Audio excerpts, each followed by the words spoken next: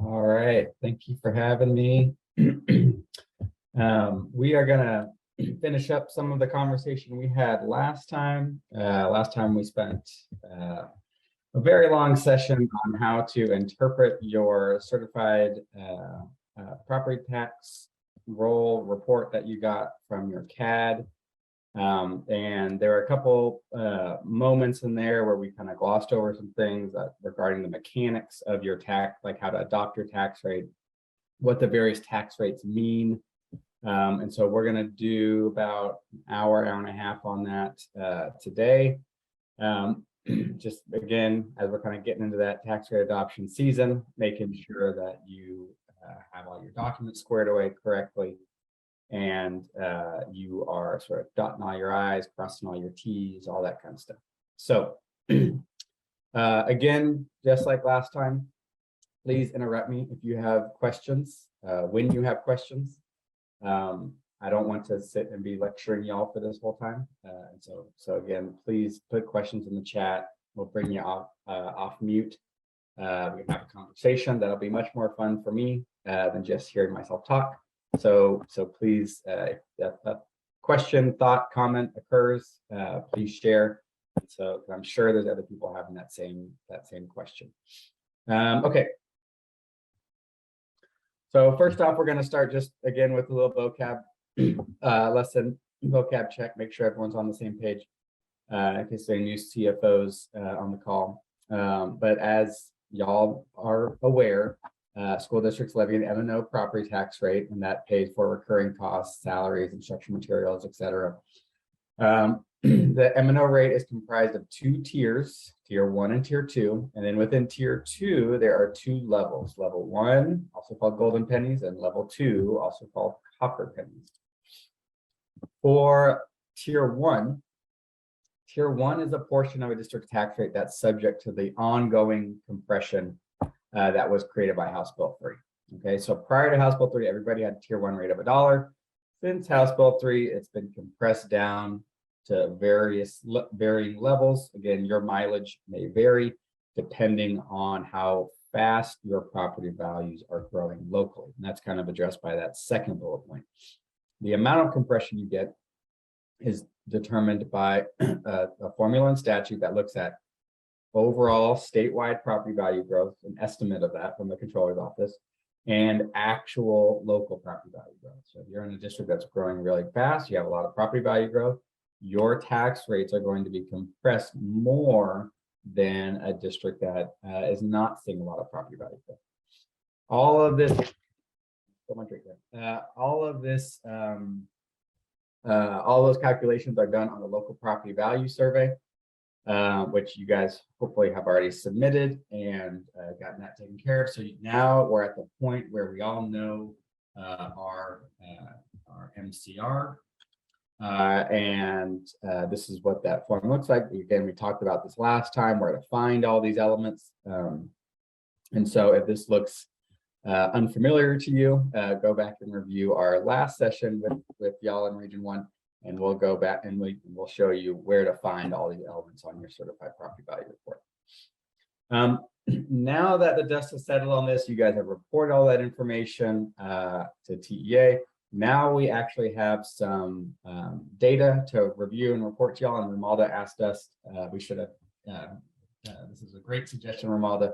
I'm kicking myself that I didn't think about just presenting that as a regional breakout in that email when we first sent it out on Friday, but we've included it in this slide for you, so you guys get the first look at this. You can see in the email on Friday, we mentioned that statewide property values are growing by 17.3%. That's unprecedented in Texas history. I think the average over past decade, if I recall from the analysis we included in that email, was around 8%, somewhere in there, 8-9%. And so this year is really just sky high property value growth across the state. You can see Region 1 is at 13.2%. We do have some areas like region 18, kind of over in this area. That's really grown a lot. I'd imagine that has a lot to do with mineral values there in that region. And you can see some other urban areas like region 13, where I'm at, are growing pretty robustly. But regardless, pretty much every district in every region in the state seeing double-digit growth, with the exception of region 5 over here in East Texas. But still strong growth across the state, and that's what we've seen this tax year. And so that's year-over-year value growth. This is what that all that value growth translate in terms of your tax rate. So you can see kind of the same story. The districts that we're seeing a lot of value growth on the previous slide have the lowest tax rate. So again, region 13, their average tax rate is that minimum MCR for this year. Region 2, you can see is 8255, and then districts or regions kind of sprinkle in here, 82, 81, some are 83. You can see, I think the high is over here, El Paso area, region 19 at almost 84 and a half. But again, statewide average of 81, 86. You can remember we were all at $1 prior to House Bill 3. We've come kind of a long way in a short period of time. I know when districts look at this, some of them get a little bit of heartburn and they get worried that, okay, there's all this tax compression. Does that mean I'm losing money? I'm losing all these local tax collection. The short answer is no. Tier 1 rate compression is budget neutral for you all. Okay, I just want to reiterate that point. Remember how Tier 1 works. Tier 1 is based on a funding entitlement, right? The analogy I often give with this is all the formulas in state law, all the student counts and all that, that essentially determines the size of your bucket. Okay, so number of kids you have, types of kids you have, and then some other things like teacher incentive allotment, other odds and ends. But that all goes into your Tier 1 entitlement. And then this Tier 1 rate really sets where the line is between local share and state share on that Tier 1 entitlement. Okay, so this compression doesn't change your entitlement. Again, entitlement is only number of kids, types of kids you have, and the other sort of allotments that are in the teacher incentive allotment and some of the other items that maybe aren't specifically student centered. But it doesn't look at, the Tier 1 entitlement does not look at your tax rate. The only instance that it does look at your tax rate is if you adopt an M&O rate that is less than your MCR. Okay, so let's say you're here in region 13 and you have an MCR of 64, you will, and you adopt an M&O rate that's so low, doesn't include any Tier 2 pennies, and it's so low, it's below the Tier 1 rate, you won't get 6160 basic allotment anymore. Okay, your 6160 will be proportionately reduced because you are not levying at least your MCR. Okay, so that's the only instance that your tax rate can impact your Tier 1 entitlement. Okay, it's just if you really ratchet it down to be below your MCR, which I don't know of any district currently doing. So again, very, very unlikely that your tax rate will impact your Tier 1 entitlement. All right, I have a couple questions. Let me pause for that. Oh, I'm sorry. Region 13 is 8064. Sorry, thank you, Renee, for catching that. Okay, so this is not the lowest. I misspoke earlier. This is not the tax compression floor. It's 8064. My dyslexia was acting up there. Apologies for that. And I should read. I didn't put a timestamp on this. This is tax year 22. Okay, so this is the data that y'all just submitted on a local property value survey. That closed just last week or the other week. And so this is hot off the presses. And again, if you guys get our emails, you've seen our sort of initial write-up on this, and this just provides a regional breakout of what we provided on that email.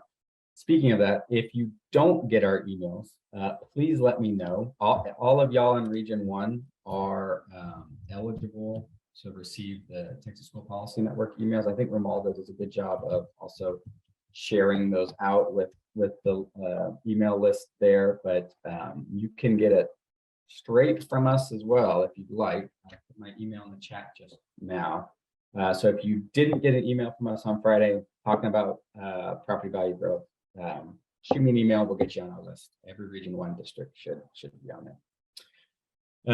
Adele asks, is there discussion out there about revisiting the compression? The only real discussion is about really how to compress more, as at least as far as I'm aware, especially excuse me, because the state has the resources that it currently has access to. I think, again, if you get our TSPN emails, you've seen the controller has come out with a new revenue forecast. For next session, they're going to start their budget process with a $27 billion surplus. Like just again, unprecedented, just a very high level of revenues available to them. And so they're not particularly concerned about the cost of all this compression right now. And if anything, they're looking to accelerate that. And so one idea that's kind of gotten batted around a little bit, and we kind of addressed this also in that email on Friday, is if you guys think back to the last time I came and lectured y'all about tax compression, it's sort of a two-prong calculation, right? It looks at statewide compression and local compression. Okay, the statewide compression sort of calculation is based on the controller's estimate. Okay, this year the controller estimated 4.4%. Okay, obviously we blew that out of the water, 17%. Okay, the idea here that I think the governor's office is considering is ditching the controller's estimate altogether and just calculating that ceiling, and not basing that ceiling calculation on the controller estimate, doing it almost in real time. Okay, so as y'all submit your values, then they would recalculate that ceiling. So for example, for this year, the ceiling was only reduced from 9134 to 8941. Okay, because the controller's estimate was 4.4%.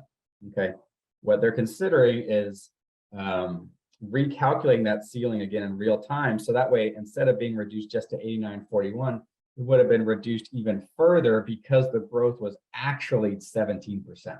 Okay, so again, they reduced it from 9134 to 8941 because the controller's estimate was 4.4%.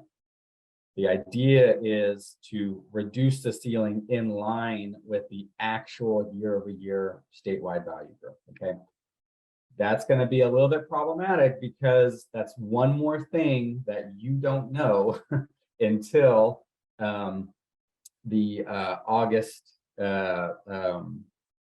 sort of release of local property value survey data, right? And so you can imagine this situation where, you know, now going into your LPVS submission, you knew you were going to be at least compressed down to 8941. If they change it to this sort of real-time tax ceiling methodology, you don't know what that 8941 is, and you don't know what the floor is, right? We also knew going in that the floor was going to be 8046. If they switch to this new methodology that they're considering, all of the ceiling and the floor are going to be dynamic, and you're not going to know it until August 1st. Okay, and so that's going to add one more variable to all this stuff. You know, they switch to current year values, they switch into all this real-time kind of dynamic data that all this stuff is based on. And so it's going to add some headaches and just implementation challenges if they do that. But I think from a statewide perspective, what they're considering is the controller just naturally conservative with that estimate. and really we are kind of in unprecedented levels of value growth. And so instead of sort of backing off on the compression due to a conservative value growth estimate from the controller, they want to pass along the most savings to taxpayers that they can. So that's kind of the policy framework around that. Rogelio asks, what is the purpose of compression? What are they trying to accomplish? The purpose of compression, I mean, I think it's simply put, clearly values are growing at a just unprecedented level. They want to do something to combat the burden of property taxes. Texas is kind of unique in that, generally speaking, compared to other states, it has a higher property tax rate because we rely on that more heavily. We don't have an income tax, right? And so I think state leaders kind of view the high property tax rates here in Texas as a bit of a sort of competitive disadvantage. And so they are trying to do something about that and lower the tax rate and lower it so that it is offset, so that the rate offsets value growth. Okay, so that's kind of why they've pitched the tax rate compression to the value growth, right? So that way, as the value growth increases, that rate will come down as well, and sort of leave the tax bill roughly comparable for folks. So that is kind of the high level policy picture on their goals for property tax compression. I've talked to y'all about this a lot in the past, but right now we don't really have any concerns about the sustainability of this given the way the state's coffers are looking. But in the long term, these costs will continue to climb. The state's budget may not always be as flush as it currently is. And so, ultimately we have some concerns about how sustainable this is in the long term. And also, this tax compression, it requires state resources, right? So the dollars that the state spends on this are dollars that are not going to increase the basic allotment or add new allotments or enhance the school finance system in any way, maybe switch to an enrollment-based system. And so that's kind of, we want to make sure every legislative session, we want to make sure that there's a balance between the state's investment. We realize property values are increasing. Property taxpayers need we need to address that. That's an important thing to address. But we also need to make sure that we're investing properly in our schools. And so I'll get off my soapbox there, but that's the balance that we always try to advocate for about capitalization. Okay, let me make sure I am not skipping over any questions. All right, one last thing about LPBS. Of course, if you're appealing your MCR, you have until August 11th to do that. MCRs are finalized at the end of August, and then the final MCRs and I apologize, that's incorrect. It should be your 22 PBS values. Put 23 on there because they're released in 23, but that's incorrect. Your final MCRs and your preliminary 22 PBS values are incorporated into the summary finance in February of 23, and they kind of they got to move all those things together at the same time: values, rates, MCR, because they're all kind of connected, right? And so you'll get kind of wonky results if you just put the MCRs in right now, for example, before all the value stuff is ready. So that's why you're not going to see these MCRs in the 22-23 summary finance until February. That's the current thing. Okay. All right, so that's the story with tier 1. we talked a little bit about tier 2 last time. Tier 2 is comprised of 2 levels. Level 1, the first 8 pennies are called golden pennies. And that they're called that because they have a higher level of guaranteed state aid. This is something that confused a lot of people when House Bill 3 first came out, but the first 5 pennies of the golden penny zone can be adopted with a simple majority of the board. Okay, so it's not an additional 5 pennies to wherever you're at. It's the first 5 pennies above your MCR, above your tier 1 rate. First 5 pennies, if you haven't adopted those already, those can be adopted just with a board vote. Okay, if you want to adopt pennies 6 through 17, you'll need to have a TRE or use disaster pennies, and we'll talk about that more here in a little bit. Okay, but when we say the first 5 pennies can be adopted with simple majority of the board, we mean the first 5 above your tier 1. Okay, not 5 from where you are currently.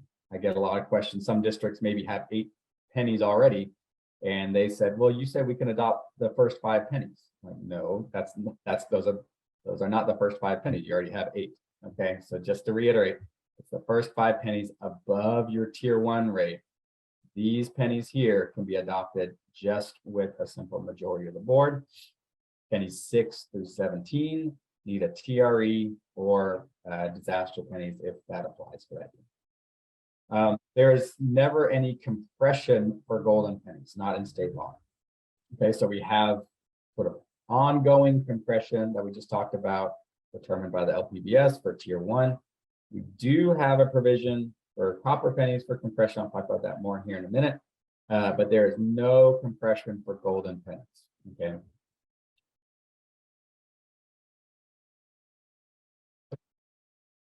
My slide on copper pennies, so I'll just talk about that here.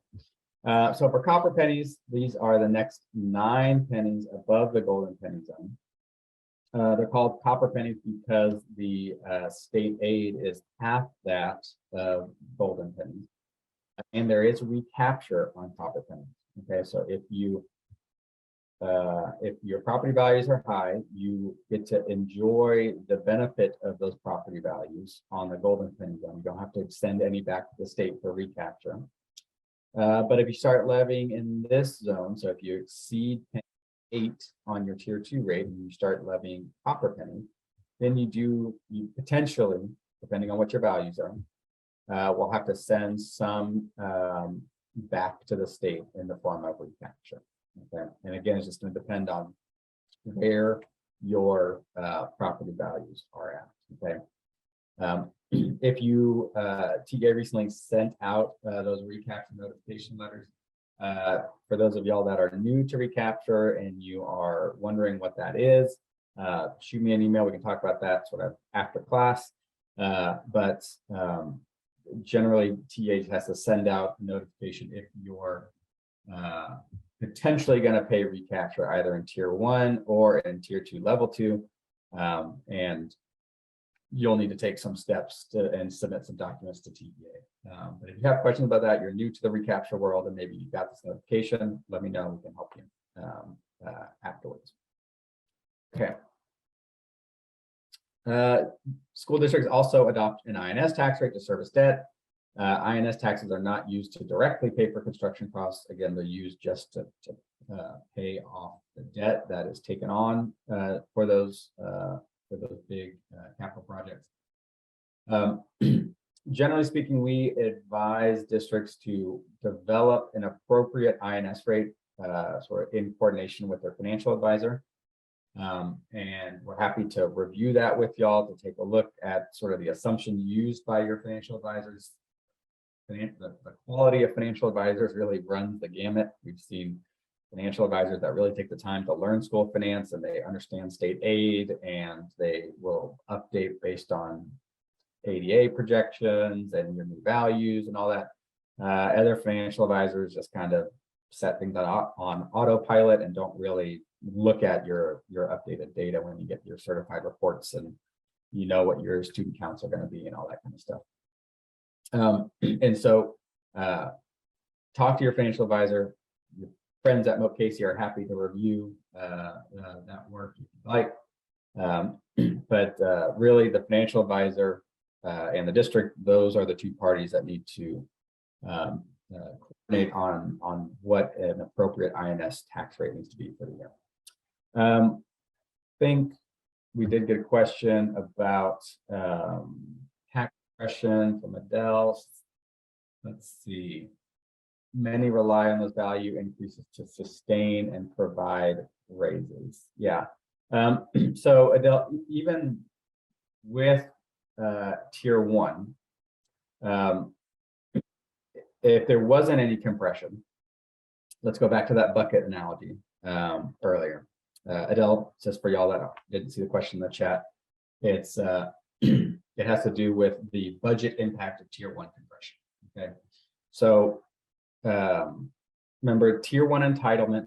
The analogy I use is all the formulas in state law, all of your student count that determines the size of your bucket. Okay, the tax compression essentially just keeps the local share line in that bucket lower than it otherwise would have been. Okay, it doesn't change the size of your bucket. Okay, if there wasn't tax compression, then your values would your values would result in higher levels of tax collections, a higher local share. So your bucket would be filled by more local dollars, and then the state would back off state dollars. Okay, so because of that, tax even if there wasn't tax compression, your tier one entitlement would not go up. So it's not the fact that there's tax compression isn't taking money away from your tier one portion of your funding. Okay, and so again, it's the tier one compression is budget neutral for y'all. If there wasn't tier one compression, your tier one budget would not go up, right? So you wouldn't necessarily be able to pay raises or anything like that out of tier one, or just due to tier one growth. Okay, because again, without compression, your local share would go up because your values are going up, and then the state would back off state aid. So you'd still be left at the same place. Okay, and if your local share exceeded your tier one entitlement, then you'd start paying recapture on tier one. So again, the MCR, the tier one rate, does not really directly impact, and where that line is drawn doesn't impact your bottom line revenues. Okay, you still get the same tier one entitlement with tax compression, without tax compression. The only thing that impacts your budget, really, again, number of kids, right? Types of kids that can grow the size of your bucket, right? If you have more kids or more kids that get weights under the school finance system, that will grow the size of your bucket. And then if you adopt new tier two pennies, right? Tier two, changing the number of pennies there, that does have a net impact on your budget. Okay, because then you get the yield on tier two is for each penny. It's what the shorthand for. And so tier two changes in the tax rate that will impact the bottom line budget. Tier one compression, not so much. It's going to be budget neutral. Okay. Finishing up the point on INS tax rate. I often get this question a lot with INS taxes. People wonder, okay, if we increase the INS tax rate this year, do I have to have an election for that? Do I need to go to the voters, get their approval for that? The answer is no. The district, and working, in coordination with the financial advisor, they set the INS tax rate. Okay, the way that the voters sort of have a check on the district in terms of INS is the voters determine, they approve the issuance of the bond, right? You go to the voters, ask if they want to approve the bond, and if they do, that's great. And then you levy an INS rate to service that debt. Okay, that's sort of the mechanics on INS. On the M&O side, right, the voters get a direct say over certain portions of the tax rate, right? Once you're above those first 5 pennies, then you got to go to the voters in most cases.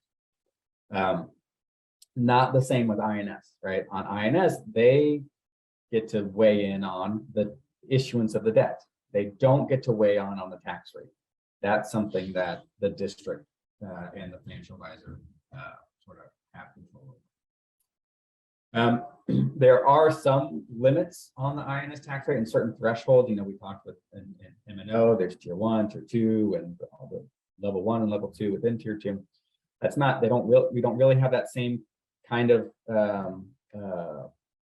components on INS rate, but there is what's called the 50-cent debt test, which means that when you issue a new bond, you have to demonstrate to the Attorney General that the new debt issue will not result in an INS tax rate above 50 cents.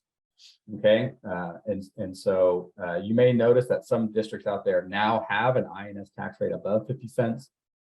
That's still possible. It just means that perhaps their values went down, right, since they issued the debt, or something. Maybe the state is not getting the same INS state aid or whatever it is. But the test is at the time of issuance. Okay, so when you issue the debt, you have to prove that it will not result in an INS tax rate of 50 cents, you know, according to your projection. If those projections turn out, you know, to be inaccurate, and you need to levy an INS tax rate above 50 cents, you're allowed to do that down the line, right? But at the time of issuance, you got to pass the 50-cent debt test. So that's how that cap works for INS. There is some state aid on the INS side, as many of y'all are aware. And y'all are also aware that the guaranteed yield on INS state aid has remained flat for quite a while now. That's something that I think we're going to focus on a lot during this next legislative session. And there is a limit on one of the state aid programs on INS called the existing debt allotment, the EDA program. That assistance is limited to the first 29 cents. Okay, and so that is, anything above that is not covered in the EDA program. Okay, so that's just our first little crash course in tax rates and terminology and all that kind of stuff. Now we're going to kind of get into the focus of the presentation here regarding how to adopt your tax rate and for what steps you need to take to make sure you're doing that correctly. And I will say, just before we get started on this, this is critically important to get all of the sort of nitty-gritty on this stuff correct. We're seeing savvier and more sort of focused taxpayer advocacy groups out there across the state. We just saw one just north of here, up in Round Rock. They were required to pass to adopt their tax rate with a supermajority. They failed to do that, and so that they got subject to a taxpayer lawsuit at the end of last year. And I think that's still working its way through the courts. I'm not sure exactly what the resolution is on that, but that's an example of a district that didn't follow the rules when it comes to tax rate adoption, and now they have a big headache, and their taxpayer groups are focused on that and sort of taking them to court on that point. So make sure that you're checking all your boxes here, and the document that us at Moat Casey that we print out every tax rate adoption and budget adoption season is this really helpful guide from TASB that I have here on the screen. This image is linked, so when I send the slides over to Romalda afterwards, you'll be able to click and open this document up. I think I've shared it with y'all every year, a couple times, but they update the TASB updates this every year, and it just goes through line by line what you need to do all the different deadlines for adopting your tax rate, the different scenarios you could find yourself in. And so I would print this out, mark it up, highlight the important parts each year, and just follow this as you move through that process, because we really don't want any districts in Region 1 to make themselves vulnerable to some taxpayer lawsuit. Okay, we want to make sure we're transparent with our taxpayers, and that folks know what our plans are for the next year, and that we're compliant with state law. Okay, and so this document is a great resource to make sure that you're doing that. But I'm going to kind of go through some of the elements here, and also some other elements that aren't included in that document that I think y'all should be aware of. So this slide kind of shows at a high level the main sort of points in the tax rate adoption process. So, and I kind of set up this slide as if you were a September 1 district. I know some of y'all are not, but you should be able to, I think you can sort of rearrange this a little bit for your purposes if you're a July 1. The first deadline here is August 7th, or as soon as practicable. You have to complete the controller worksheet for the no new revenue rate and the voter approval tax rate. I'll talk about what those are here in a moment. And maybe, I would imagine, I think most of y'all get help from your county tax office on this point, or your CAD, but we're still going to walk through that worksheet, understand what it means, what the implications are for you. The other thing I want to point out is in state law, it says August 7th, or as soon as practicable. Okay, so I've gotten a ton of emails about from school districts saying my CAD or my tax office, they are just harassing me for this form. They said it's due on August 5th, right? That was on Friday. Can you get this turned around for me ASAP? And we're happy to help y'all as best we can, but I think a lot of times the CADs and the tax office, they're just trying to build in some time for themselves, right? So that way they can get it turned around. But just know that there is a deadline in law, but it is squishy, right? It's not a hard deadline. August 7th, or as soon as practicable. That line is directly taken from state law. So, the state's not going to send in, troopers to your district if you don't get that form submitted by August 7th. Okay, it is a soft deadline in state law. The other important thing is the notice. Okay, and y'all are probably well aware of what all goes on the notice, but again, we'll walk through that here in a little bit as well. So that needs to be published at least 10, but no more than 30 days before your meeting. Okay, and there's some requirements on the type of newspaper it has to be published in, and sort of the size and everything, and so that's fairly standard. The TASB guide goes into that in more detail if you're not familiar with sort of how that notice needs to be laid out in the paper. I'm not going to go over that right now, but those details are again in that TASB guide. Once that notice is published, you have to post a summary of the proposed budget on your website. So again, those two things go together. You publish the notice, you post your budget summary, and then 72 hours before the budget meeting, you post your open meeting act notice. I think districts usually have no problem getting that published in time. Okay, so again, that's very high level what's required. We're going to spend a lot of time focusing on the controller worksheet that sort of calculates your no new revenue rate and your voter approval tax rate, and the public meeting notice. Okay, we're going to spend most of our time talking about elements on those two forms, where you find them, how you calculate them, what the implication is for you. Okay, so the first thing on that form, on the controller worksheet, is all these fields that you use to calculate the no new revenue rate. Okay. And the controller publishes these forms. The controller controls what fields are on this form.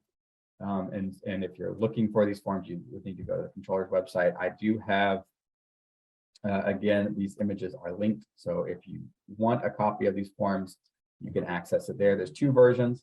There's one for districts without a 313 agreement and one for districts with a 313 agreement. And so you can access those here. I want to back up here a little bit and talk about just conceptually what the no new revenue rate is. Okay, the no new revenue rate used to be called the effective tax rate, but then they changed it back in 2019 when they separate bill that passed along with House Bill 3 to be now known as the no new revenue rate. But the fundamental question that this tax rate is supposed to answer is right there in the middle of the screen. What tax rate would be needed to raise the same tax levy as last year on the same properties as last year? Okay, so you take all of the properties that existed in the prior year and just that set of properties, carry them over to the current year, ignore new properties, ignore improvements to those properties. What tax rate would be needed to levy to generate the same tax levy as the prior year? That is conceptually what the no new revenue rate is supposed to do. What the no new revenue rate does not do is it doesn't look at the implication of what would happen to your state aid if you adopted that no new revenue rate, right? And so the no new revenue rate is really the no new local revenue rate, or the no new local tax collection if the world existed inside a vacuum, right? I mean, it's a very specific calculation that should not be a part really of your budgeting process, okay? Because it doesn't reflect the reality of what your budget would look like if you adopted that tax rate, okay? Adopting the no new revenue rate could very well reduce the amount of revenue your district has, okay? And so, and again, the main reason for this is the no new revenue at local collections, and it only looks at local collections on properties that were on the roll last year and are on the roll this year, okay? It doesn't look at the implications with state aid, right? We know that we just had this conversation about tier 2, for example. Tier 2, as you levy tier 2 pennies, you get more state aid, generally speaking. If you reduce tier 2 pennies, you'll generally lose state aid. The no new revenue rate doesn't pick up any of that. It has no line on that form that we'll go through here in a minute. There's no line on that form that reflects your state aid, okay? And so it's not a rate that will truly your total revenues constant, okay? It's only, again, focused on that local tax collection picture. So again, here's the links to those forms. If you haven't seen them before, we're going to walk through them now. And I know probably many of y'all get assistance with from your tax office on this, or your CAD. And so you know, it's good to know this stuff that I'm about to go through, just so you can sort of double check those numbers. And then some of y'all may not get these forms filled out for you, and so this next section will be useful, so you know where to find this information, and sort of how to determine if a certain report is appropriate to pull from for filling out this form. So starting with line 1, line 1 looks at the prior year total taxable value, and you can see I have highlighted here an important sentence. It says enter the amount of the prior year taxable value on the roll today. Okay, so that means in this case, prior year would be 21. It does not mean the 21 values as they were in certification last year. It means the 21 values on the rolls today here in 22. So you've had some, protests and stuff occur since then. your tax roll is almost certainly not exactly what it was upon certification last year. And so this field is asking for, again, the prior year taxable value as they exist today. Okay, so that means you have to go get a supplemental report for the prior year. Do not use your certified report from last year. You can see there's some other things in this paragraph about excluding corrections made under the certain provision of the tax code. You're going to need your an additional document from your CAD to determine this. Okay, so you'll need to ask them, were there any corrections made under tax code 2525D? Okay. This, the first starting point is a supplemental report for the prior year. And then another bit of information is an additional report from your CAD about any corrections made under this provision in the tax code. Okay, so that's kind of two pieces you need for line 1. Second line removes all frozen properties. We kind of talked during our last presentation about where to find the frozen values on your certified tax report. So you that on your certified totals, that's usually pretty fine. It'll say freeze adjustment or something along those lines. But again, you'll want to pull that from the supplemental version of your prior year report. Okay, want to subtract out all those frozen properties for over 65 and disabled homeowners. I'm going to skip over your 21 adopted tax rate, line 4. You guys will know where to find that. For lines 5 and 6, these values are not normally found on your sort of standard CAD reports. If you are the one doing these calculations, you'll need to request these two items from your CAD, and usually they provide that. They'll provide that information to you. Sometimes they include it in the certified, like your 22 certified packet, they'll include this information. Sometimes they don't.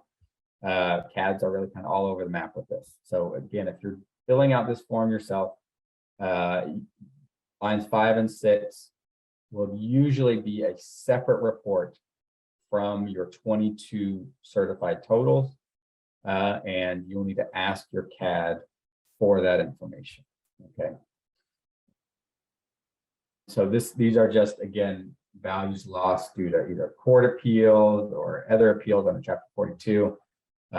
What it's trying to do is make an apples to apples comparison, right, between tax year 21 and tax year 22. Okay, and so if you lost those values and you don't want to include it in the you gotta make an adjustment in the calculation here. So that's what these lines are doing. For line 10, this has to do with values lost for properties first qualified for an exemption. And so again, just trying to make an apples to apples comparison here. And so this information usually is included in your certified totals report for the current year. So I pulled emissions, for example. You can see down, it's sort of a couple pages in, maybe on the 7th or 8th page. You'll see this section here, effective rate assumption page. Here's your absolute number, and then here's your partial number. This year, because of the increase in Prop 2, or because of Prop 2 and the increase in the homestead exemption, you also need to include this number, and we just add that with your partial exemptions. Okay, so you have absolute, and then your two partial numbers here get added together. Partial goes here, absolute goes here, and then those get added together for here on line 10C. Okay.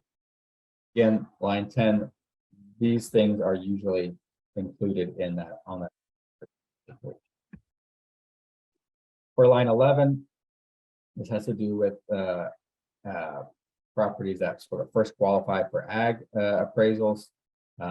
This information is on that same page, that effective rate assumption page.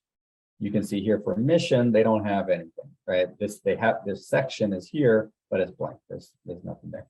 So if your section looks like this, then you don't have anything to worry about for that one. Okay. If you have data that pops up below here, it'll be these same fields. You'll see a line that says 21 market value, and then another line that says 22 productivity value. You'll punch those two in there and then find the value loss there. Okay. But 90% of districts, they don't have any new ag or timber exemptions, and so that's going to be one. I'm skipping ahead to line 15. The lines that I'm skipping here, these are all calculated fields, and so you do the math on those. I'm just going to go through the ones that require data entry. For line 15, you need taxes refunded for year preceding the prior year, so preceding tax year 21. As I note here, this information has to come from your county tax assessor collector. And even if you're not a 313 district, you'll still need this information broken out by M&O and INS, because later on, we need to know your total no new revenue rate, and then we need to know your M&O no new revenue rate. And to do your M&O no new revenue rate, you need to change line 15 to only include the M&O refunds, okay? And so even if your tax assessor collector gives you your total refunds, that's okay to include for this total no new revenue rate calculation. But if you're trying to calculate your M&O no new revenue rate, then you will need just the M&O refunds here, okay? And I should mention, when you're doing your M&O no new revenue rate, you'll also want to put your M&O rate here, okay? Instead of the total tax rate. So when you're doing total no new revenue rate, this needs to be the total tax rate and total refunds on line 15.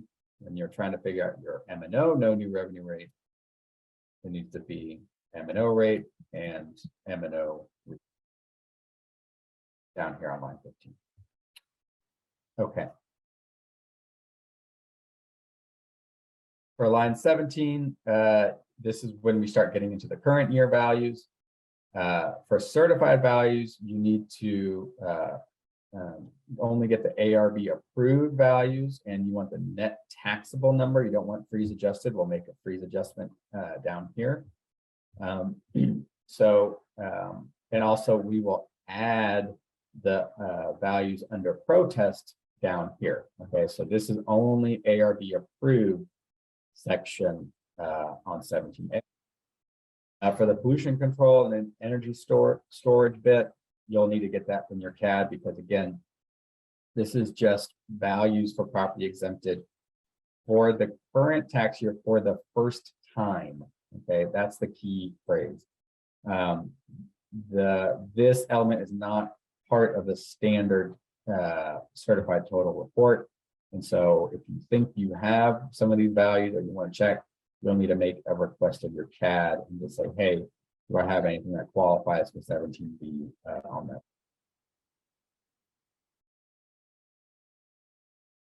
For line 18, this is where you put in all your values under protest. So if you have pages on your 22 certified report that say under ARB review, okay, you will put that here, okay, under protest.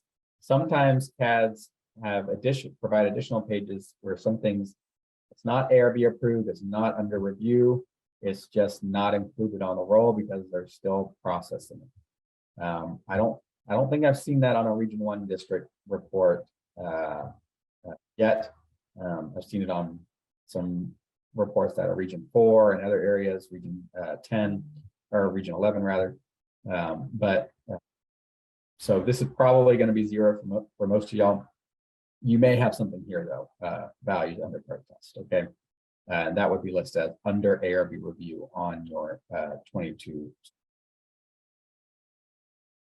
And then the other thing I want to point out is that you want to actually include, if you do have an estimate of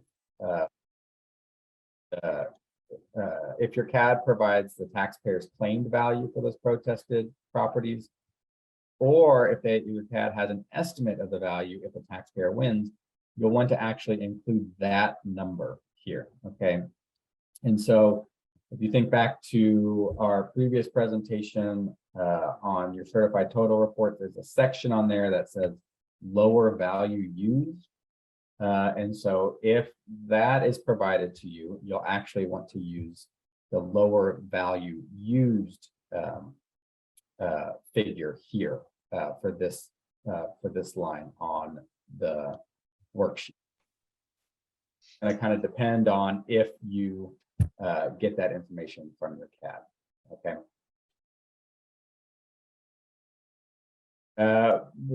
Now we got to enter in the 22 tax ceilings. I think you guys are familiar with that. You can find that on the certified totals report. Again, those are all the total taxable value of all homesteads that have or disabled tax ceiling. You'll enter that there. That gets removed from the equation here in line 20. The next two lines here are found on that effective tax rate assumption page of the worksheet. You can see the total taxable value, new value is found here. New annexations is found down here. You can see Mission doesn't have any new annexations, so it's just the header there, no data. And so they would put the new taxable value the new improvements down here. And they would put a 0 here for new annexations. Okay, so there hasn't been. Okay, so now we've identified all of the fields that need to go into this worksheet, and we've calculated it, and now we have a number here on line 25. We have a no new revenue rate. Now, what the heck does this mean for me? What do I have to do with this? The answer depends. Generally speaking, if your values are increasing, if your levy is increasing, your no new revenue rate is going to decrease. And oftentimes, I would say usually, it decreases to the point where it's less than your proposed tax rate. Okay. That's going to be the case, I think, for most districts out there. So if it's the case that your proposed rate, your proposed sort of M&O and INS rate combined is greater than your no new revenue rate, your total no new revenue rate that you see here, then some conditions apply. Okay. You have to include specific language for your motion. When your board president or whoever on your board moves to adopt the tax rate, they have to include this specific language, and it's spelled out exactly like this in state law. Okay. Of course, your numbers will change depending on exactly your district's data, but you have to read this sentence. I move that the property tax rate be increased by the adoption of a tax rate of, insert your total tax rate, which is effectively a blank % increase in the tax rate. The thing that trips people up on this is the word effectively. So you may be in a situation where your tax rate is actually being reduced year over year, right, because of tax compression. You may be seeing compression and a reduction in your tax rate, but you asked us to prepare these documents for you, and you see this weird language in there. You'll call me up and you'll say, Josh, I'm reducing my tax rate. Why does this sentence read, I'm increasing my tax rate? The answer, it has to do with this word effectively. Okay, effectively in this case refers to the fact that your levy is going up. Okay, so even though your tax rate's being compressed, your values are increasing so much that the total levy, right, is going up. Okay, so that's the case for this district. They're seeing quite a bit of tax compression, but their values are going up. We have new values coming on the roll. Or rather, I'm sorry, just their values are going up, that their levy is increasing. Okay, so the no new revenue rate, the total no new revenue rate is increasing by 7.28%. Okay, so that is something that always confuses people, and particularly board members, on why the heck do I need to say I have a tax rate increase when my tax rate is nominally decreasing. Okay, and the answer again is just the difference between nominal and effective. Nominal refers to just the raw number, right? So nominally, your tax rate may be going down, but effectively, it's not. Effectively, it's an increase because your values are going up, which means your levy is going up.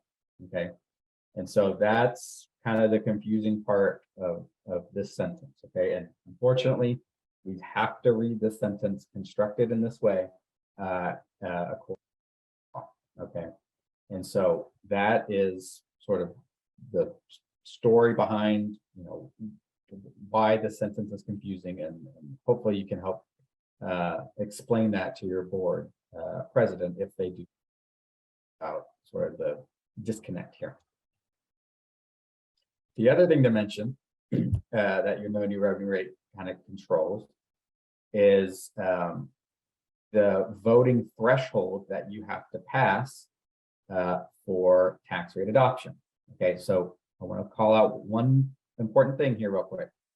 On the previous slide, I talked about your total proposed rate compared to your total no new revenue rate. Okay, that just determines the motion. For the next couple of slides, I'm going to be talking about your proposed M&O rate and your no new revenue M&O rate. Okay. For those that get help from your tax office, they should be providing you your no new revenue M&O rate. Okay. For those of you that are doing a DIY kind of situation, you'll have to go back and change those fields on this form to calculate the no new revenue rate, no new revenue M&O rate. Okay, not that hard. You just got to, again, swap out, instead of total tax rate, you'll need to swap that out for your M&O rate, put in just the M&O rate here. And then on line 15, you'll need to put in just the M&O refunds. Okay, those are the two changes you need to make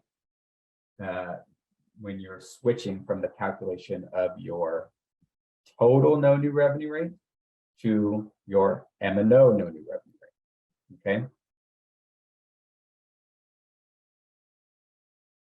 So the M&O no new revenue rate is important because, again, that determines what voting threshold you have to have for tax rate adoption.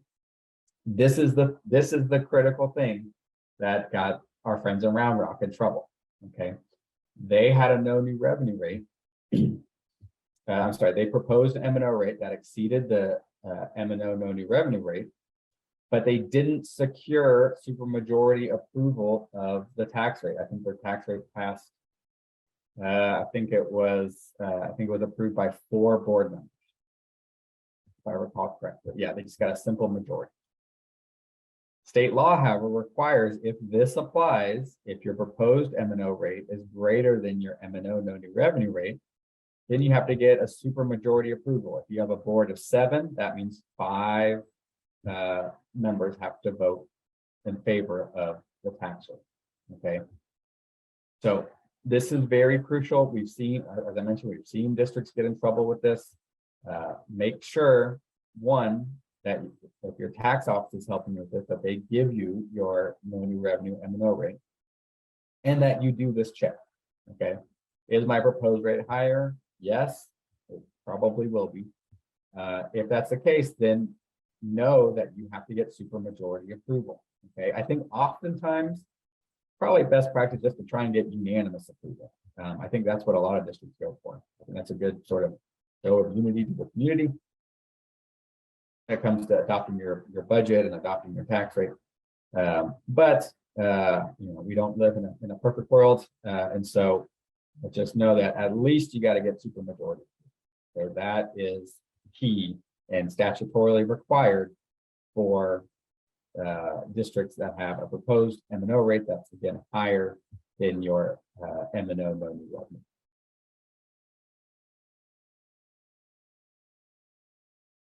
The next test that is if your tax levy is increasing over the prior year, then specific language must be used. Okay, that is spelled out here. Okay, this has to go in your resolution, or your ordinance, or whatever you call it, order for setting the tax rate. Okay, you have to, in all caps, and you can see this is literally spelled out in state law. The statement must be in larger type than the type used in any other portion of the document. Okay, so they're very prescriptive here. You have to say this tax rate will raise more taxes from M&O than last year's tax rate. Okay, and you have to post on your website. This district adopted a tax rate that will raise more taxes for M&O than last year's tax rate. Okay, so again, if levy is increasing over prior year, this goes in your resolution. The similar sentence goes on your website. If your levy is increasing and the no new M&O rate, I'm sorry, this is reversed, and the proposed M&O rate is greater than the no new revenue M&O rate, then you have to add this second paragraph. Okay, so you have this about your levy. Okay, then you have this section about your effective tax rate increase. Okay, yeah, and so this is resolution.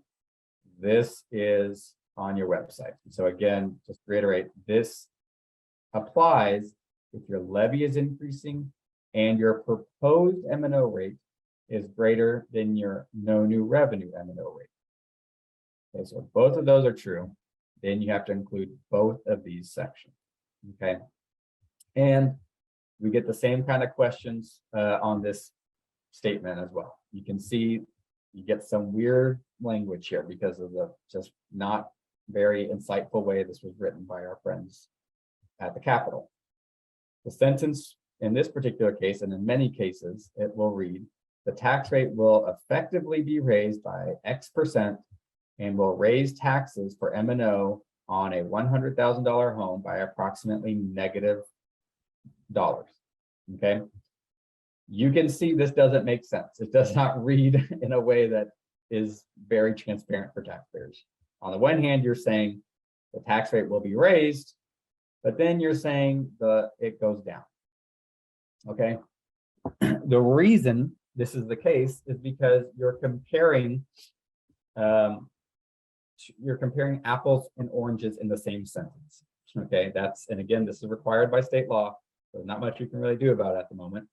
But this is the way this sentence has been constructed. This first half of the sentence looks at your effective X increase. Okay, that reflects the value increases in the properties, right? So you have all the properties that were on the rolls last year.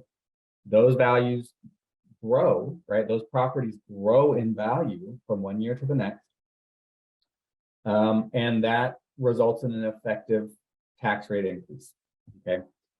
However, the second half of the sentence does a before and after comparison on a $100,000 home in each scenario. Last year, $100,000, this year, $100,000. Okay.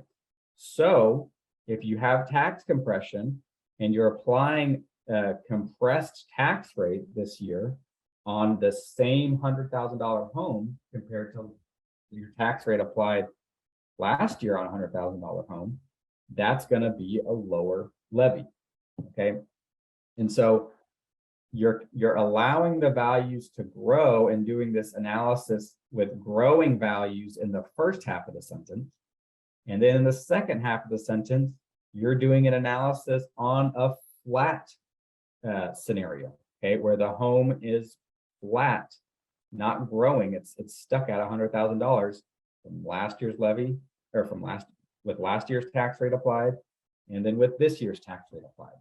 Okay, so if you're getting compression, then it naturally, of course, you're going to see a negative amount here.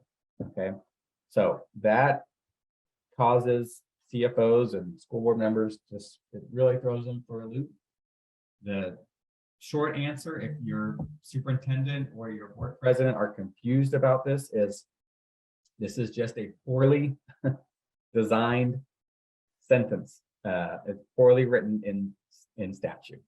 Okay, it takes two different scenarios, right? One with growing values, one with flat values, mashes them together into one Frankenstein of a sentence, and that is supposed to enlighten taxpayers and be transparent. Okay, so we're gonna follow the state law, but you know, this is I think flawed, and it doesn't. I don't know how much educating this particular sentence does for taxpayers. Okay, but that's the reason why there is that discrepancy. And just to reiterate, both of those things have to go in your resolution, right? This top part is for your resolution.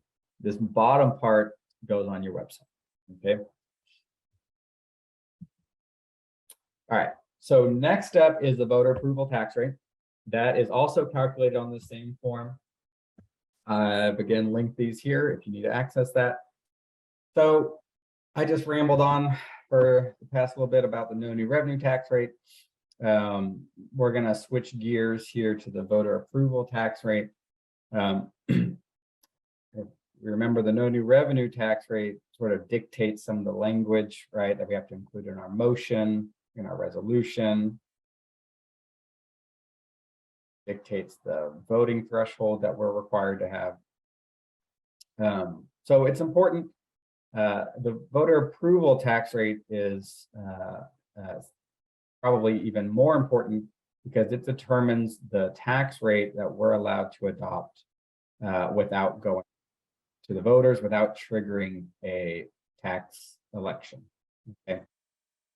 So this is another area where if your tax office or your CAD or whomever are doing these forms for you, you will want to work with them very closely. And in two key areas. One, on your INS tax rate, we'll talk about that here in a minute.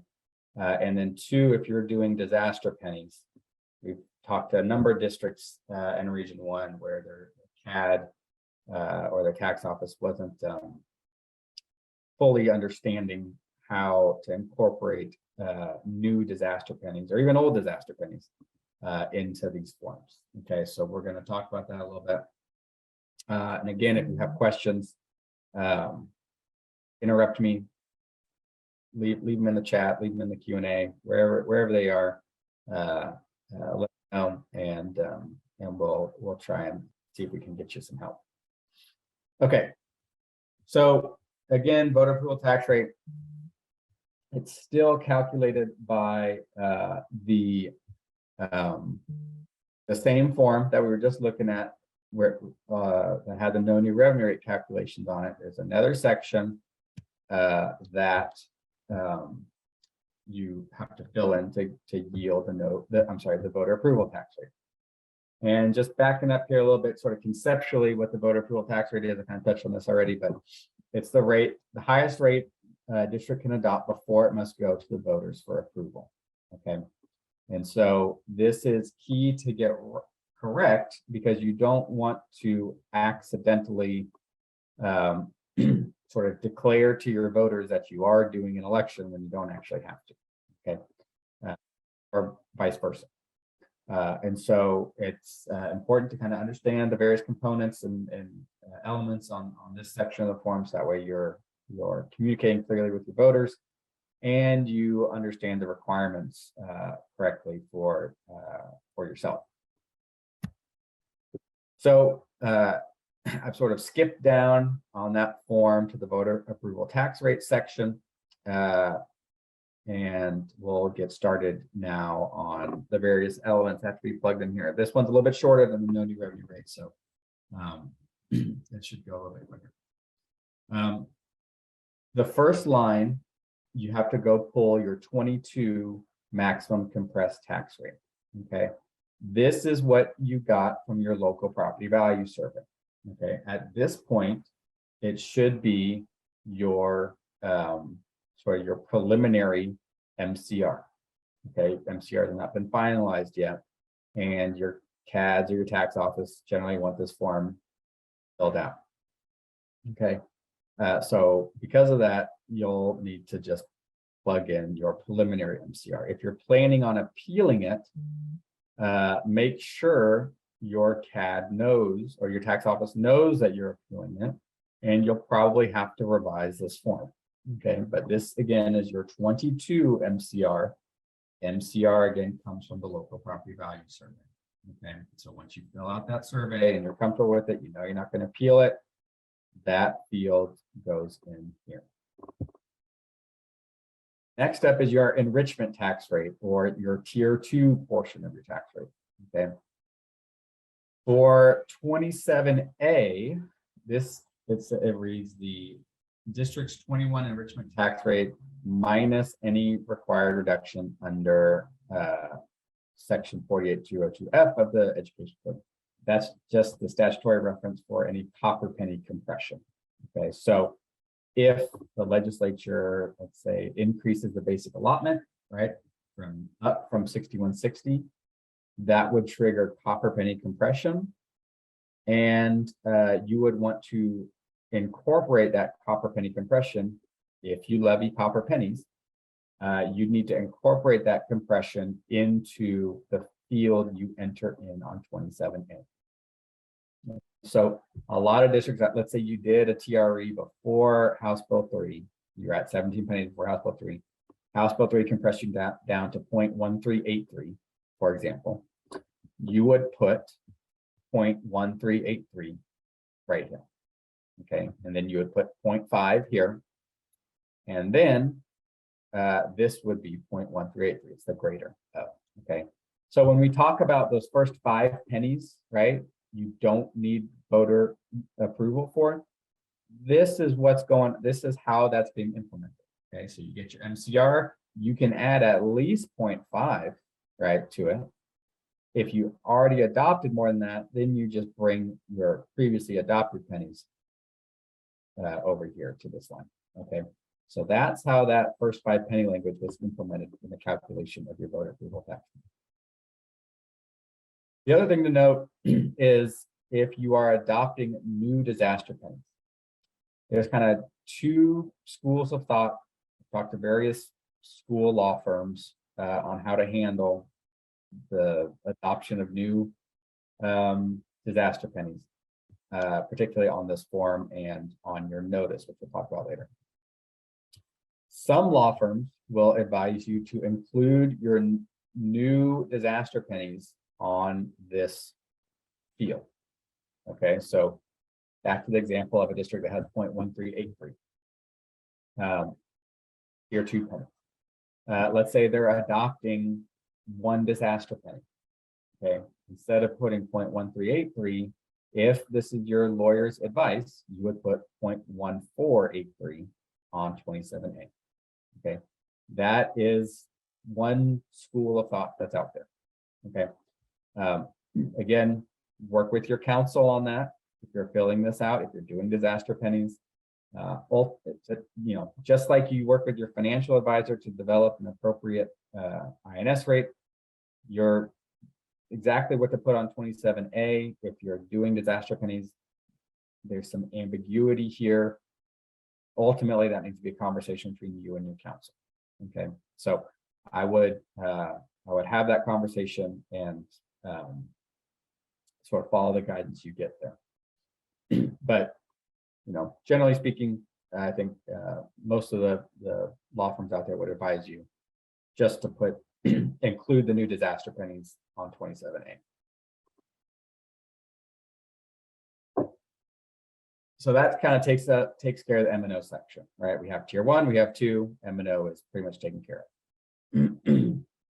Moving over to INS, you can see the way the form starts. The form begins with your debt amount, your debt payment.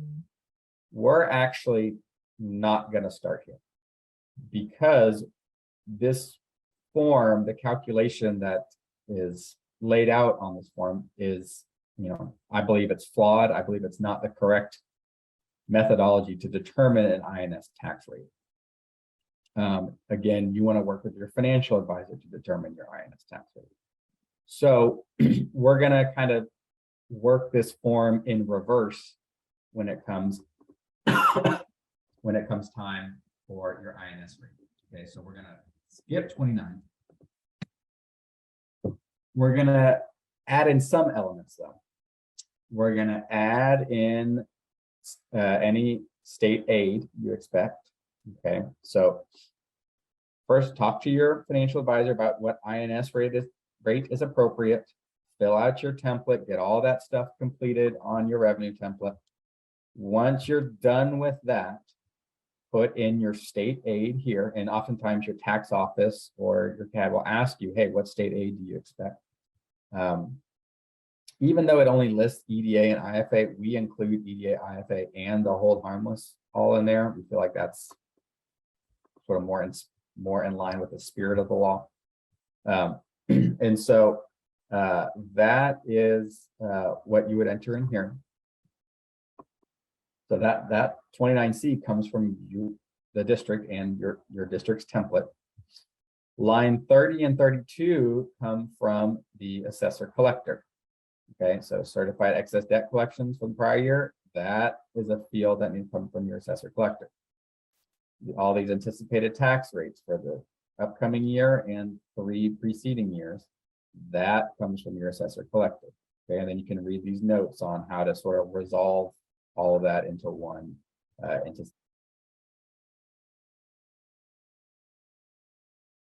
So again, that comes from assessor collector.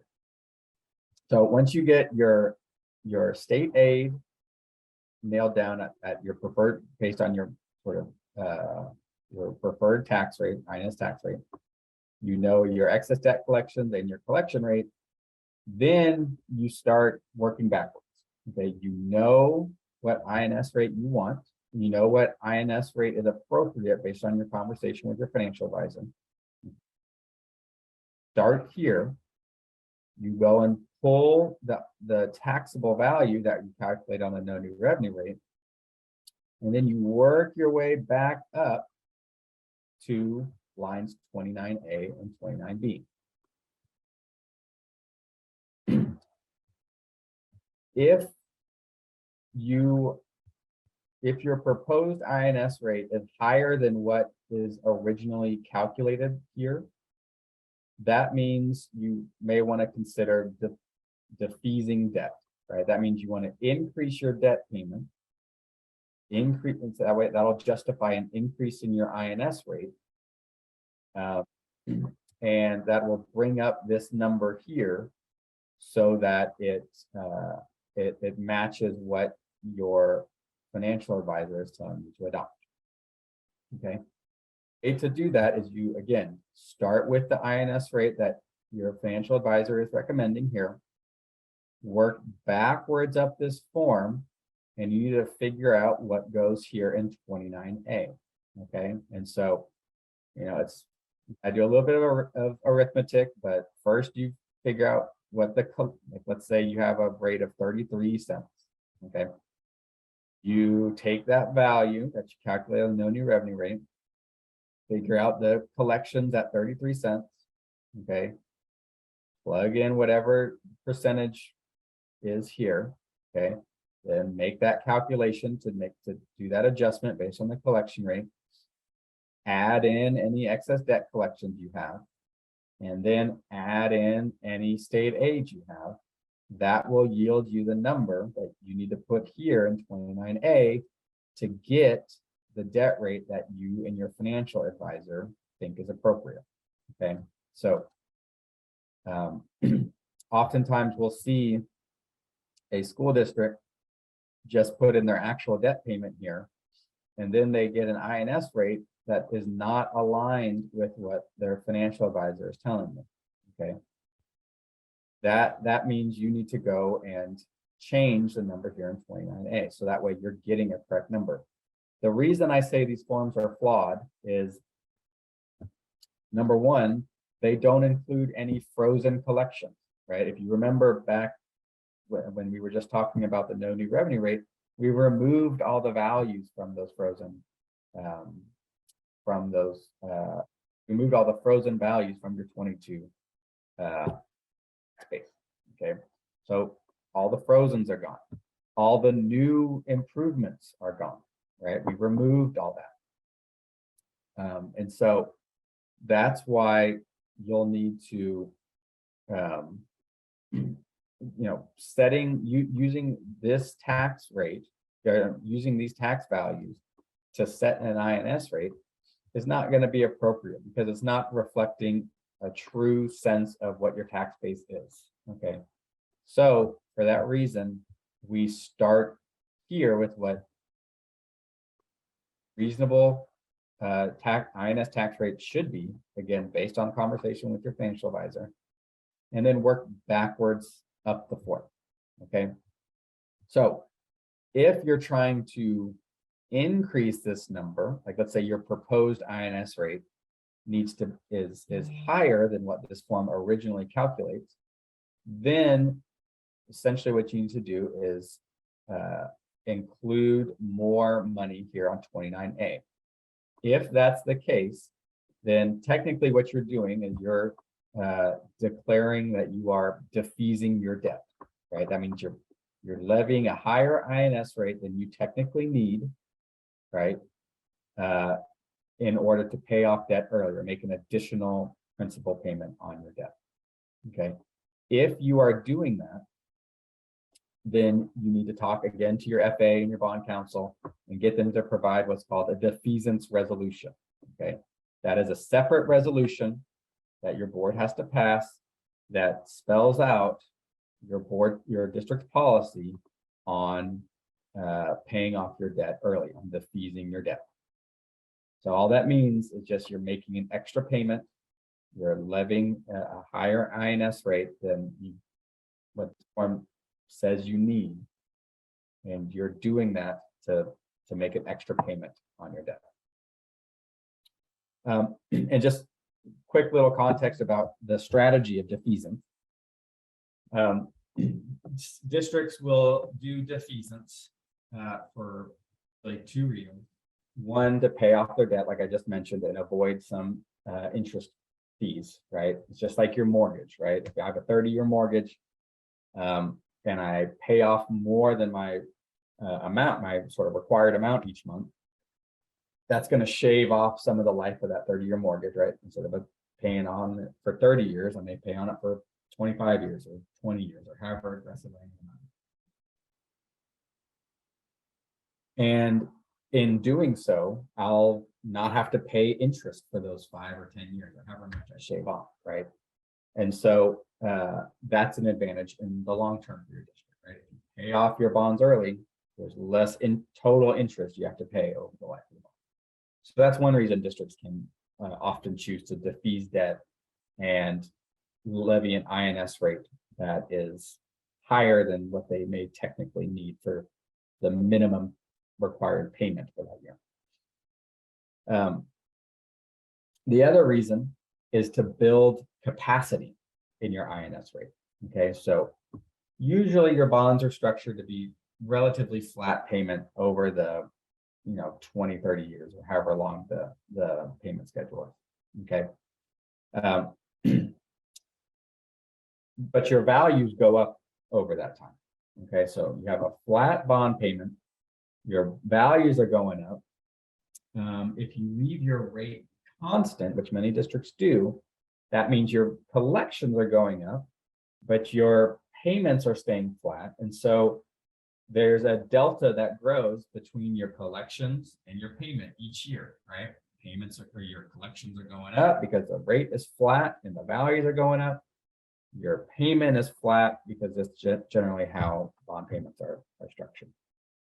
And so what that allows you to do is, after a couple of years of building capacity, of creating that separation between your collections and your required bond payment, now you have extra collections. You can pass a new bond potentially if your district needs that, and you can pass that bond and potentially tell your voters that this new bond won't increase the tax rate, right? And that's because you've been holding the tax rate constant, but the values are going up, and so your collections are going up, and so now you have all this new capacity above your existing bond payment, okay? And so that's sort of strategically why districts often choose to keep their INS rate the same. One, they can, in the short term, they can ease debt, pay off their existing debt earlier. Two, if they need to, they can increase their capacity on the INS side and pass a new bond either without increasing the tax rate or sort of minimizing the amount of tax rate increases that are required, right? So that's kind of big picture strategically what defeasance does for you, and holding the tax rate constant does for you. Okay, if that's a strategy your district wants to utilize, then you need to increase that amount that goes in 29A. Okay, so that way, whatever you punch in here on 29A, after you take out state aid and you adjust for debt collections and you adjust for the collection rate, you will yield the INS rate you want down here, which if you're maintaining it, it'll be the same INS rate you had last year. Okay, so that is how you need to fill out this form to sort of justify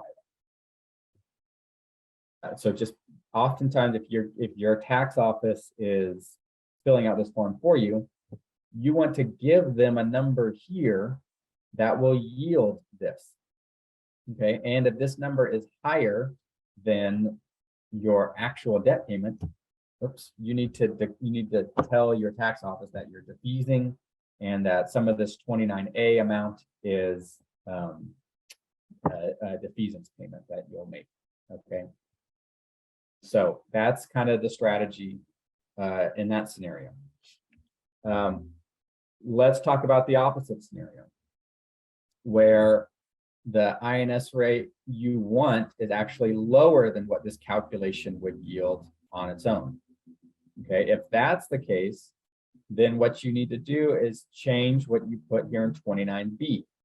Okay, 29B is the unencumbered fund amount. Okay, any fund balance you're going to use. Okay, so if you're trying to lower your tax rate, maybe you are doing a TRE this year and you don't want to increase your INS rate, or for whatever reason you're trying to keep your INS rate lower than what this form tells you it should be, then you need to you may want to plan for an expenditure from the fund balance, and you need to note that here in 29B. Okay, and so again, this is just another line to help you arrive at the tax rate down here that you want based on the conversation with your financial advisor. So if you're trying to increase that number here, if your proposed rate you want is higher, you need to 29A. If the proposed rate is lower, you need to add some stuff to 29B, and you got to work this backwards to arrive at that number. And again, if your tax office is filling out the forms, you need to make sure that they're working with you on these amounts here for 29A and 29B, and you're conveying to them why you're putting in the amounts that you're putting in for those two fields. Okay, I would explain sort of the rationale there, so that way they can help you out. Okay, so that's kind of a complicated piece. Is anyone sort of newly considering defeasance out there, or sort of confused by this, what I just laid out, and sort of a strategy on how to make sure that this form calculates an INS rate that is reasonable and appropriate according to what your financial advisor is telling you to do?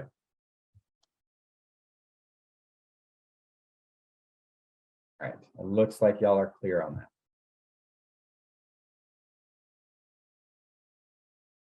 So the next section, once you finish the M&O portion of the voter approval tax rate, you finish the INS portion of the voter approval tax rate. For those of you that did disaster pennies last year with Hannah, you'll need to make an adjustment here in section 4. And so all you do is you take your adopted tax rate, you take your voter approval tax rate from last year, and then you really just take out that disaster pennies. And so that way those, because remember, disaster pennies expire after 1 year. Okay. And so this section is the implementation of that expiration.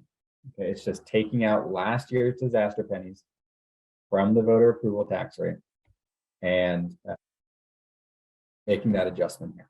Okay. So if you're adopted disaster pennies because of Hannah, you're not doing it this year, you need to make sure that this form is filled out correctly, and those disaster pennies from last year are being removed, so that way they're not adjusting your voter approval tax rate again for a second year. Okay, because remember, disaster pennies only last 1 year. You can't adopt disaster pennies for the same disaster. So if you used Hannah in 21, you can't use Hannah in 22. And also with disaster pennies, you need to declare the disaster in the resolution. That's a new requirement.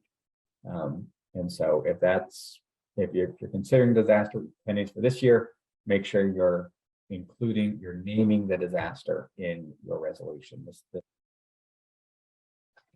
Okay, but if you do have questions about section 4, reach out to me and it might be good to get on a call with your tax office and yourself, and we can get this figured out. But this is often a kind of confusing section for districts that used disaster pennies in the prior year. Okay, so you calculate your voter approval tax rate, and now you're noticing, hey, my proposed rate is higher than my voter approval tax rate. If you did all that correctly that I just went through, got your INS rate, which calculated it so that your INS rate is what you want, you got the correct MCR from TEA, then the only reason your voter approval tax rate should be higher is because you're adopting new tier 2 pennies. Okay, and again, tier 2 is those up to 17 pennies above tier 1. If your district is accessing new tier 2 pennies, then you really have 2 options for this upcoming school year.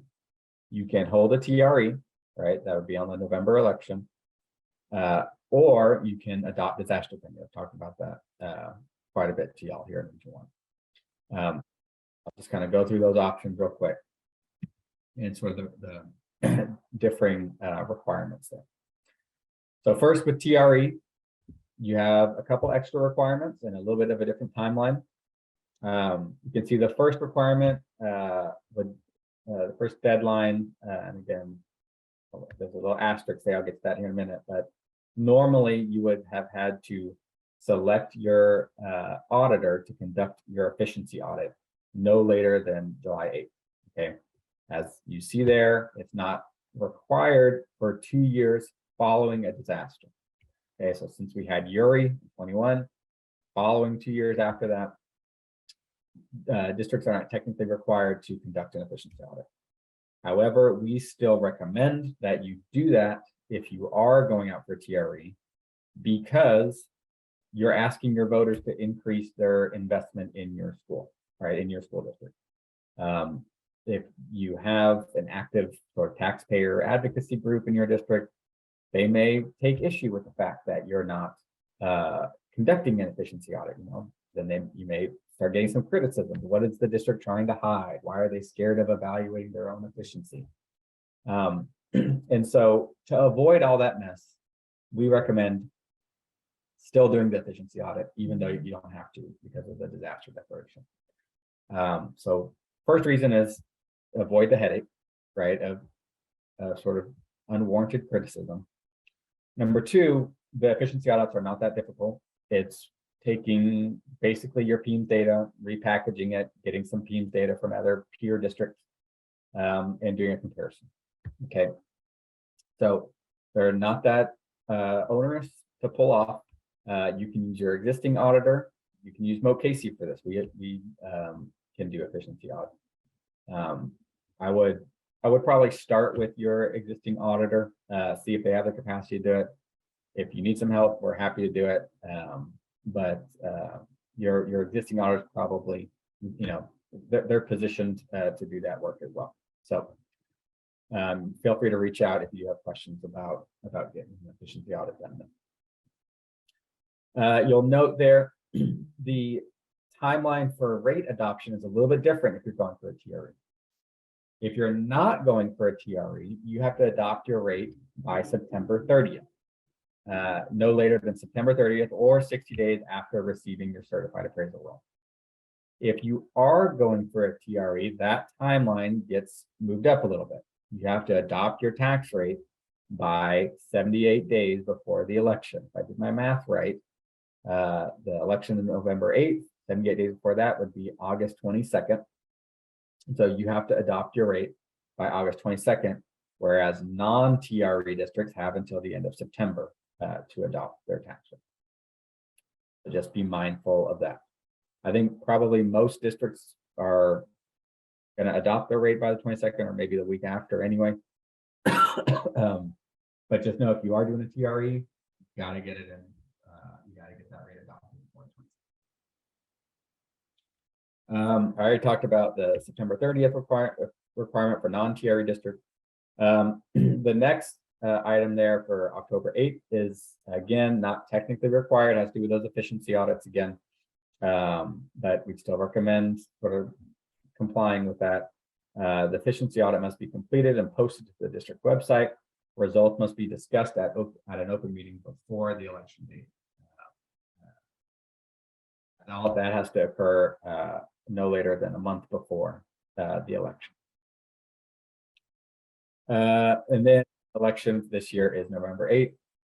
I get a lot of questions on, if we're doing a TRE, does it have to be on the November uniform election date? Technically, no, it does not have to be on the November uniform election date. Law says it has to be on an uniform election date, so that's May or November. But realistically, you're not able to get all the information you need to do a May TRE. So Romalda just asked if any districts out here are doing a TRE in the fall. So if you are, shout out and let me know if you have questions.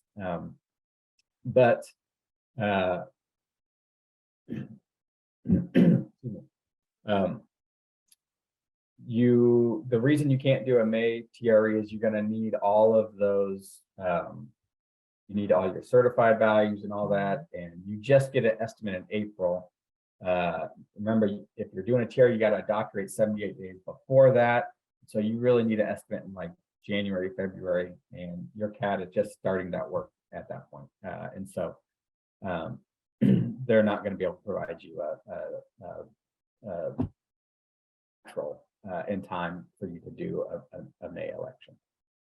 So for that reason and a couple others, really that's going to push all TREs to that November uniform election.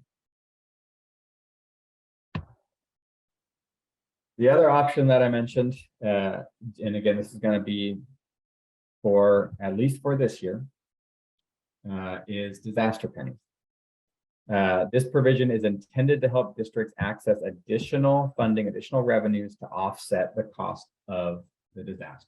Okay, so if the governor declares a disaster in your county, and you want to access these additional tier 2 pennies to help generate some funding in response to that disaster,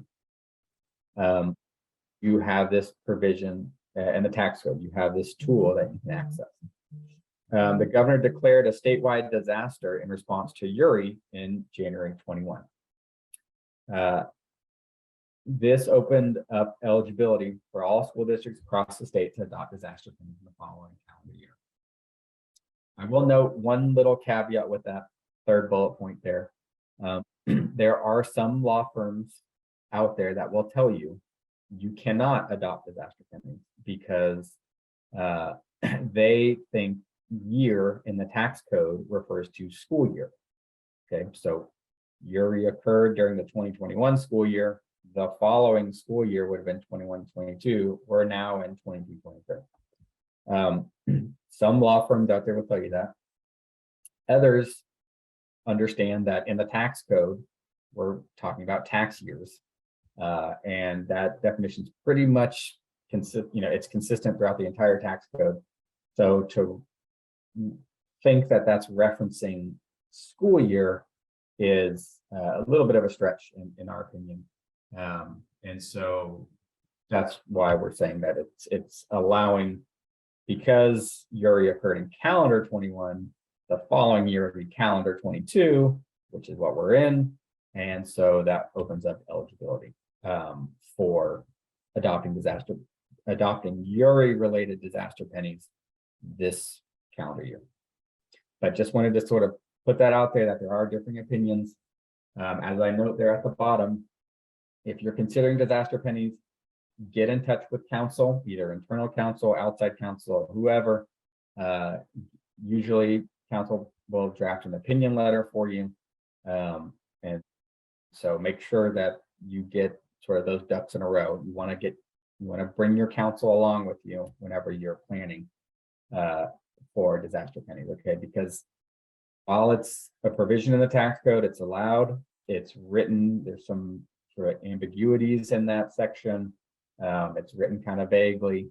And so for that reason, you want to get your counsel involved early and often in the disaster penny conversation. Okay, fourth bullet point there, disaster pennies adopted under the provision only last 1 year. I talked about that earlier with the section 4 adjustment on the controller worksheet, right? Section 4, what that does is it removes your disaster pennies from the prior year.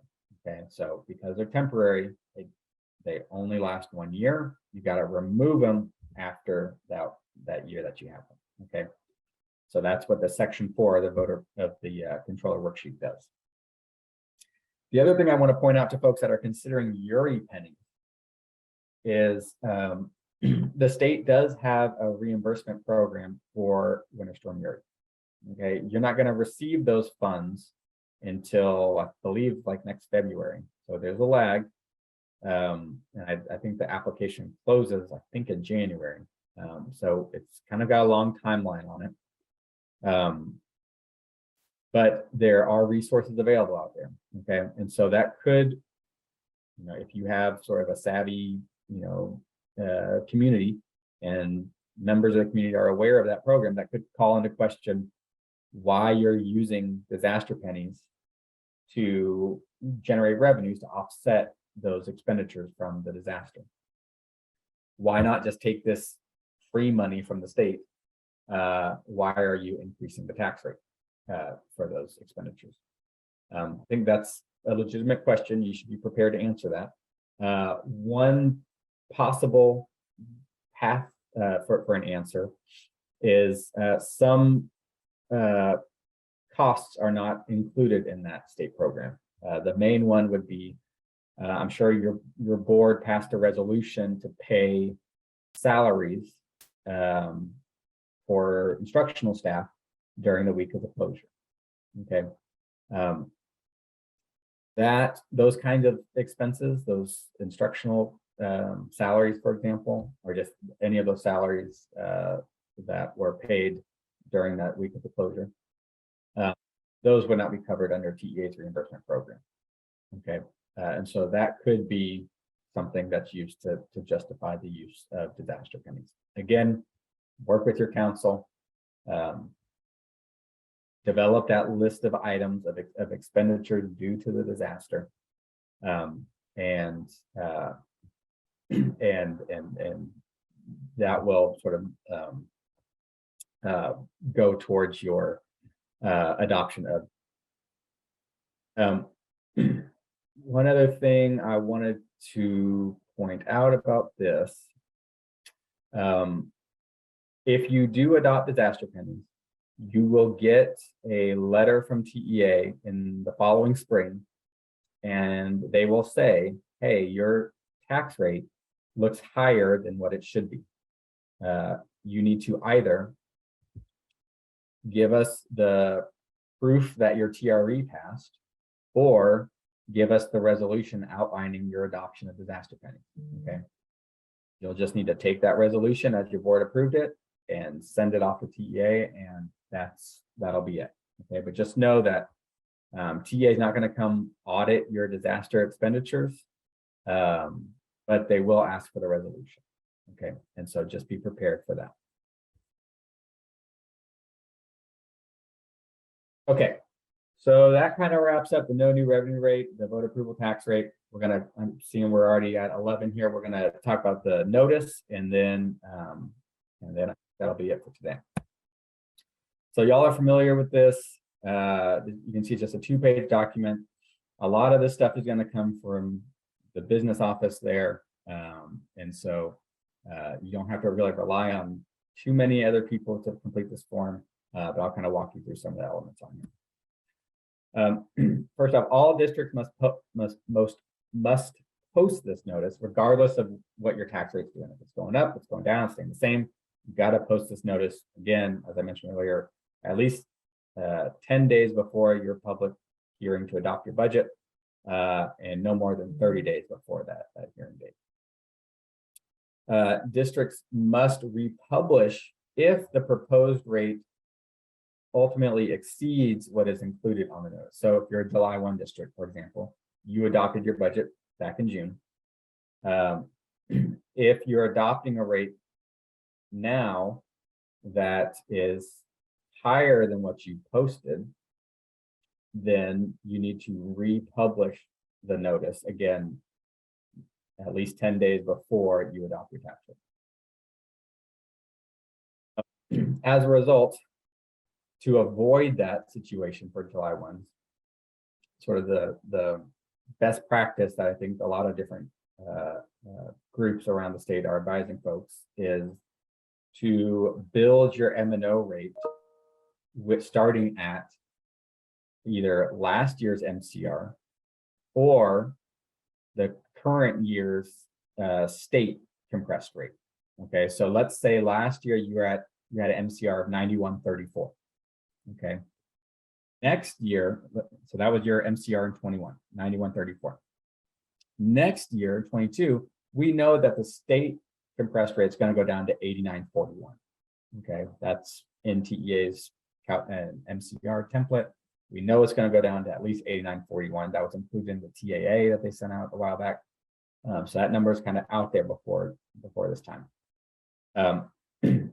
So you would want to build your M&O rate in that case with 89.41 as your tier 1 rate, plus whatever tier 2 pennies, plus whatever INS rate you want. That goes in your notice. Okay. Now you're a July 1 district and you had a rate of 91.34, again, using that same example. Maybe your values are growing, right? And so you get compressed. You get compressed below 89.41, right? We posted at 89.41, but your property values are growing so much that you get compressed below 89.41. That's fine. You don't have to repost as long as your tier 1, your tier 2 pennies are the same as what you include in your notice, and your INS rate is the same as what you include in your notice, right? Because your tax rates are lower than what you posted. You don't have to repost. Okay, so that's why we advise you, particularly for all you July 1, start with the lesser of last year's MCR or the state compressed rate. Build your tax rate off that foundation, add your tier 2, and that's what goes into your notice. Okay. I have been getting some questions on, okay, I get the M&O stuff. What if our INS rate goes up, is high, our INS rate that we want to adopt now is higher than what we posted, but our M&O rate went down, and that's lower than what we posted. And so the total tax rate's the same. What do? We have to repost. I would say, you're not, it's a little bit vague on what state law says in that case. Okay. I would personally repost, okay, because the INS rate is higher. State law does not provide super clear guidance on this point. And usually it's not that difficult to repost.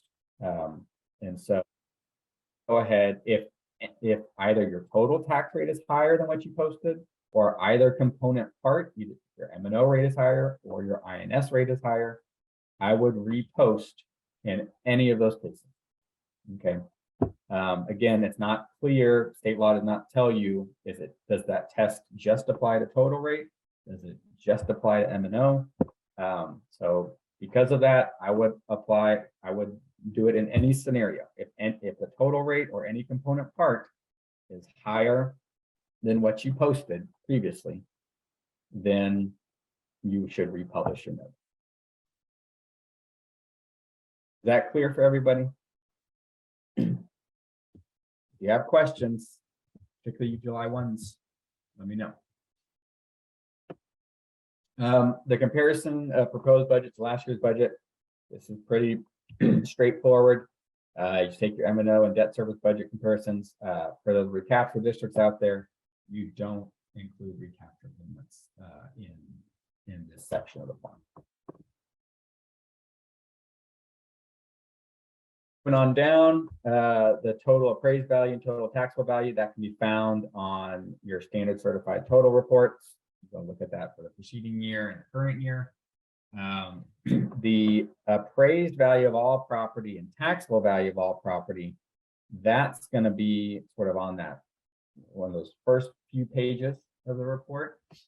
The appraised value of new property and the taxable value of new property, that's going to be, you got to scroll down a little bit, look at that effective rate assumption page, those effective rate assumption pages, and the new property items are going to be on that page. Okay, so again, you'll need it for the current year and the preceding year. Bonded indebtedness, that's going to be pretty straightforward. You can just pull that from your debt book or talk to your financial advisor. Again, that's the total amount of outstanding and unpaid bonded indebtedness, and it's just the outstanding principal as noted there. Okay, so that's the figure that goes in there. This is probably the most complicated part of this whole form, the rate to maintain. I just want to reiterate, the rate to maintain, this line does not have anything to do with the no new revenue rate that we talked about earlier. This is a completely different calculation. Okay, the rate to maintain does not control anything about your motion that you have to say, your resolution, your language. The rate to maintain doesn't determine if you need a supermajority. That's all no new revenue rate. Okay, rate to maintain, the only function that it serves is it goes here on the notice. It doesn't determine anything else when it comes to tax rate adoption. That is something that confuses districts every year on what the rate to maintain does. Short answer is nothing. The only thing the rate to maintain does is it lives here on your note. That's it. Okay. You can calculate this by completing your Region 13 template. And on the data entry tab, there's some rate to maintain items down towards the bottom. You got to fill in your anticipated collection rate, get that from the reserve collector. You got to enter in some taxable values. You get those from your no new revenue, your controller worksheet that we just walked through. You get that from a particular line on that worksheet, line 20. And if you're a 313 district, you got to go get your INS values. It's if you're not a 313 district, it's just those two items: your collection rate and your essentially your freeze adjusted net taxable values certified report. Okay, That gets entered in on the Region 13 template, on Omar's template, and that will populate the items you need for the rate to maintain. You see, I have this note here about the INS rate. Okay. If you only enter in those items in your template, you will probably get an INS rate that does not match your proposed rate. For our clients, for the folks that we're doing this prep work for, we will make sure that this INS rate to maintain is aligned with your proposed rate for the next year. If they're not aligned, and you have a savvy taxpayer, someone that actually reads these notices, we know very few people do, but if you have someone that actually reads this notice and is thoughtful about it, they may question, okay, why is the district levying a rate that's different than what they need to pay their INS debt, right? This figure is essentially what you're telling your public that you need to pay your debt. And then this is what you're proposing. Okay, so if these two things aren't aligned, that can call into question on what the heck you're doing.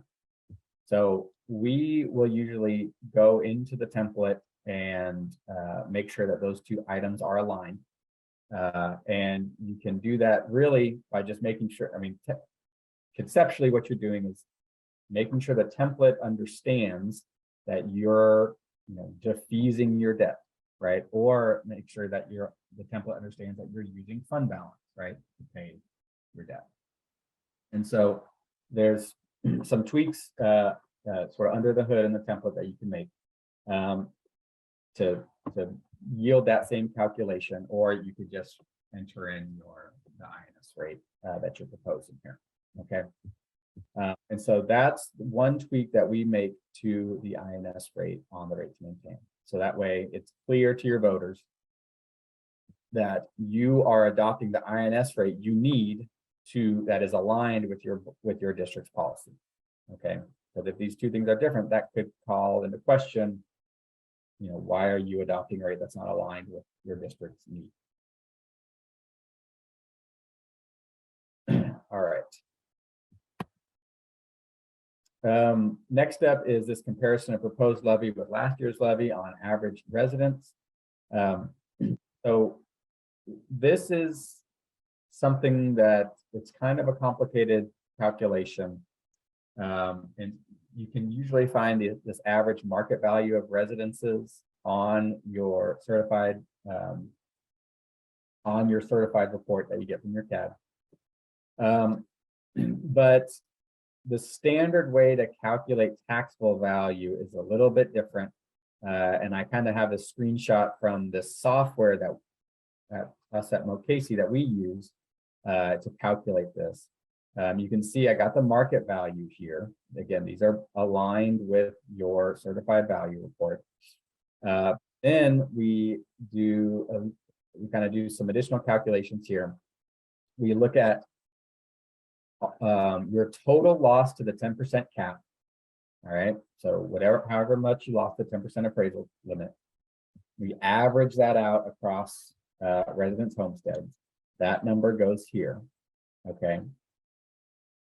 Add that here. And then we add in the homestead exemption amount here.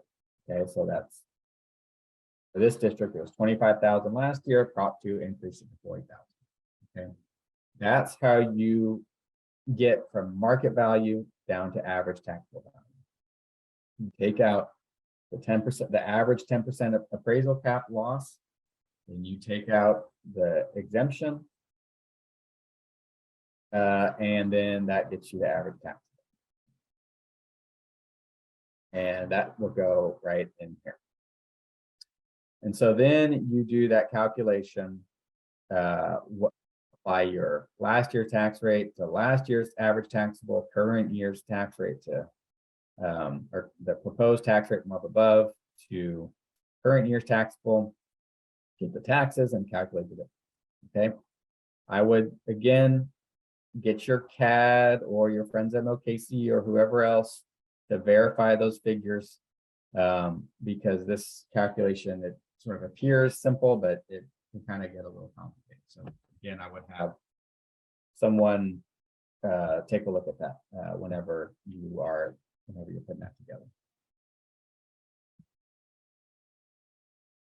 The next step is your voter approval tax rate. We just walked through earlier how to calculate that. That comes from the controller worksheet.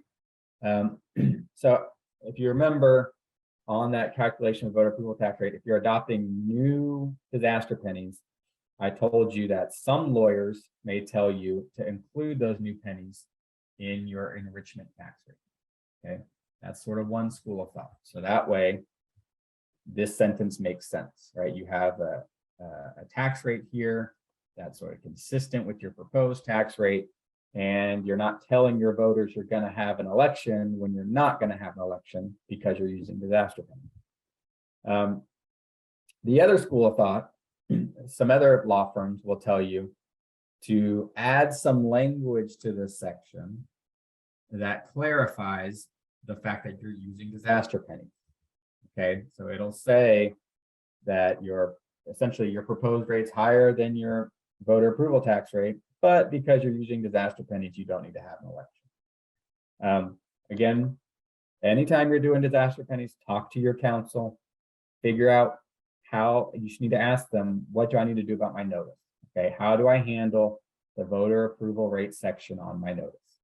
Okay, and they're going to tell you, you either change the number that's entered in here, right, by adding the disaster pennies to the enrichment pennies, or you change the language, right? You add a sentence or change the language in some way that says, an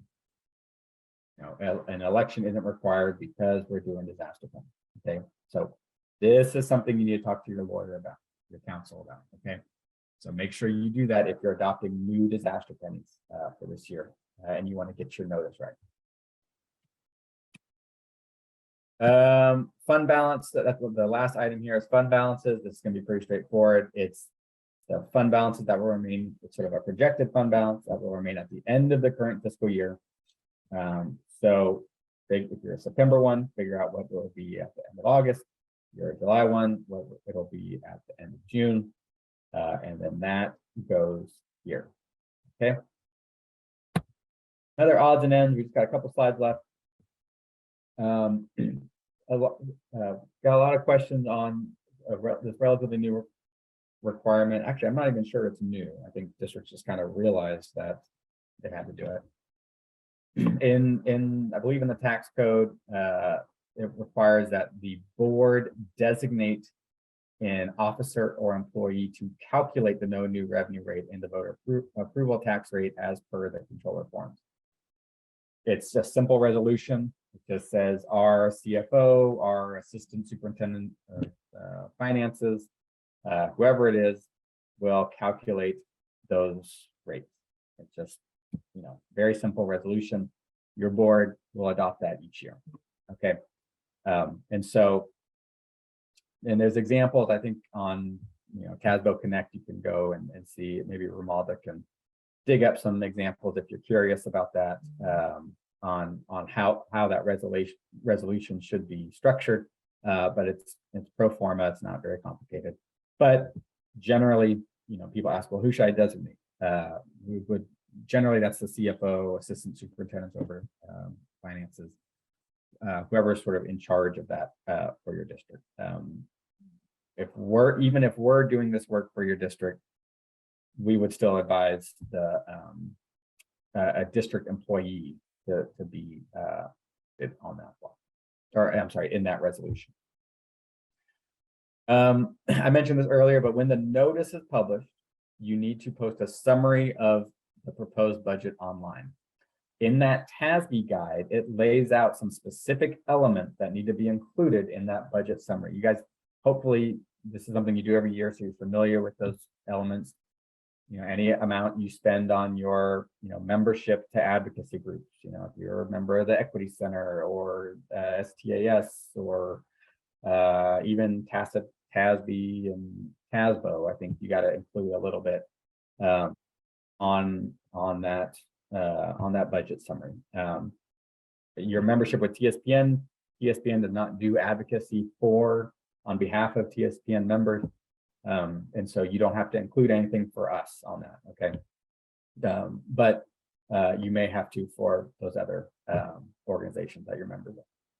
There's some other items on there. And so go look at that TASB guide, and it'll spell out all of those elements you need to include. I think Region 12 provides a template for this summary. And so if you don't have an existing sort of guide to use for your district, email myself or Romalda. We can send over some examples from other districts. Once you fill out those controller forms, or you have your friends at the tax office do that, you need to submit those. If you're doing them, you need to submit those forms to the assessor collector, and you need to load that information into the CAD data. Your CAD is required under law to have a database with that information. You need to load that in. And then once it's done, you also need to append those worksheets to your budget. Okay, and so once you adopt your budget, you'll just come back and include those worksheets as an appendix to your budget. Okay, and that's a new requirement. I believe that was in House Bill 3, if I remember correctly. It's been a couple of years. So make sure those worksheets that spell out your no new revenue rate and voter approval tax rate, those get appended to your budget. Last slide here. And this is other odds and ends. You have to adopt your budget before your tax rate. That'd be separate votes. Adopt your budget before your tax rate. Remember those conditions about the no new revenue rate. You may need a supermajority vote to adopt your tax rate. And so just be mindful of that. But they do have to be two separate votes, and your budget has to be adopted first. You don't have to adopt your tax rate at the same meeting that you adopt your budget, right? You can adopt your budget first, and I think July 1s know this, but you can adopt your budget first and then adopt your tax rate later. And remember, you don't have to adopt your tax rate until the end of September, right? So you got some time. I know a lot of districts like to do it in August. I'm not exactly sure why. If you're not doing a TRE, give yourself some time. You do have until the end of September. Yeah, you have until September 30th. Sorry if I said that incorrectly. You have until the end of September to adopt your tax rate according to state law. The only time you don't is if you're going for a TRE, right? As I mentioned earlier, doing a TRE, you got to adopt August 22nd. Otherwise, you have until the end of September to adopt your tax rate. And then whenever you get your certified values from your CAD, the board has to approve the appraisal roll for it to become sort of the final roll. And so that needs to be an item on the agenda. You need to talk about your tax rate. I'm sorry, talk about your property values, present the certified values to your board. You need to approve them, and then you're good to go. The other thing to mention about that, for first reasons, right, the first accountability system, you need to discuss property values with your board. Okay, that's a box you got to check for first.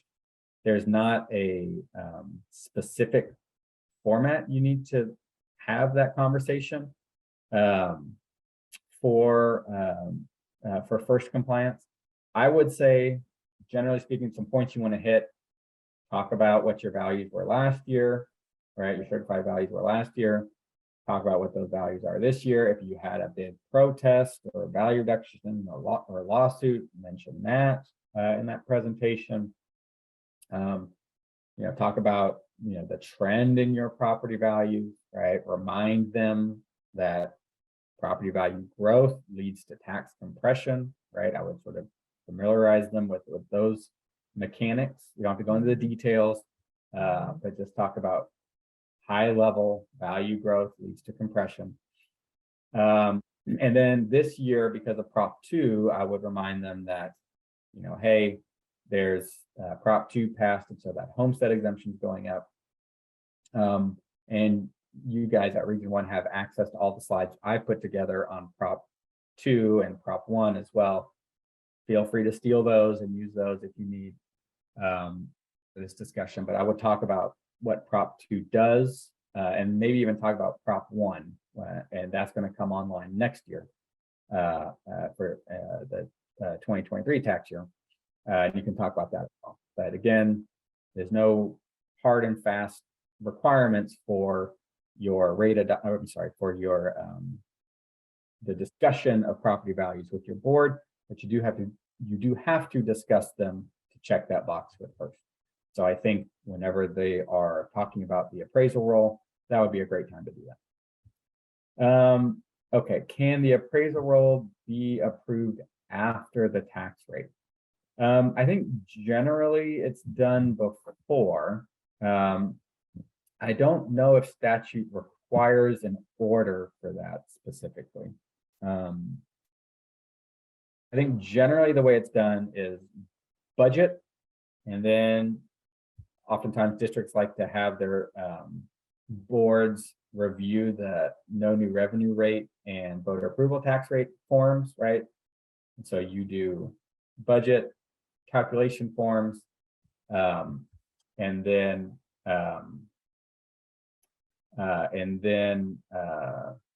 potentially the certified rolls, and then tax rate. I'm seeing Romalda is saying sometime in October, November, once county sends it with the new tax rate. So again, the timeline kind of varies. Some districts do it earlier, some districts do it later. But there's not a specific timeline like there is with budget has to be first and then tax rate. Okay, you can do the roll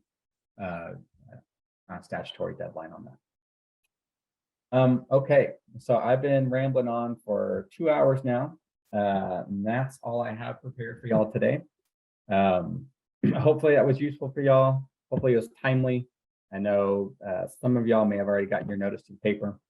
If you have questions, let me know. I'd be happy to review any calculations y'all are sort of, any questions you have about this process.